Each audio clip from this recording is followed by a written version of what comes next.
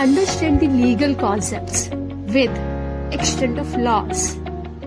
Hello everyone, in this video I will cover a recent case of Bombay High Court and the POSH Act. But before start this video, I want to clear that it's my legal reasoning. After listening this case, maybe you have another angle of this case. So don't be offensive.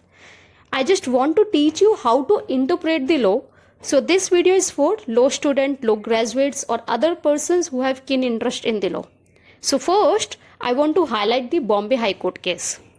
In 2017, the UNS Women Legal Association had filed a PIL before Bombay High Court for formation of permanent grievance redressal mechanism to address sexual harassment complaints against lawyers.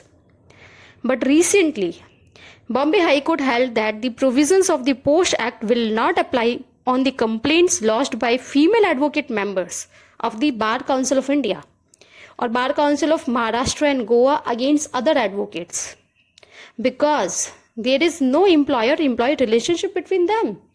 Only this reason. So here a question came to my mind, is this reason justifiable? So let's go to POSH Act. We have to identify, is female advocate or lawyer a victim in the POSH Act or not? Section 2 subsection A of the POSH Act defines the aggrieved woman. There are two categories. First category relates to workplace and second category relates to dwelling place or house. Workplace defines in the section 2 subsection O of the POSH Act, and you have to check that definition. So first category, in relation to workplace, a woman of any age, whether employed or not, who alleged to have been subjected to any act of the sexual harassment by the respondent. And second category relates to dwelling place or house, a woman of any age who is employed in such a dwelling place or house. So this case relates to first category.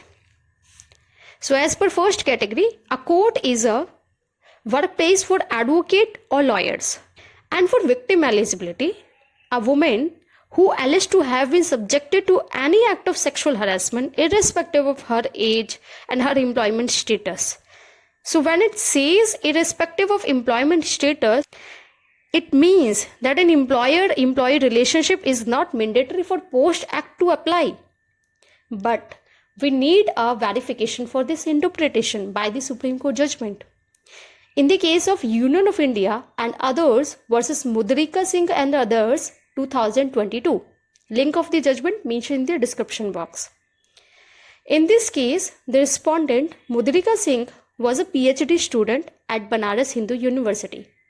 She filed a complaint of sexual harassment against her supervisor.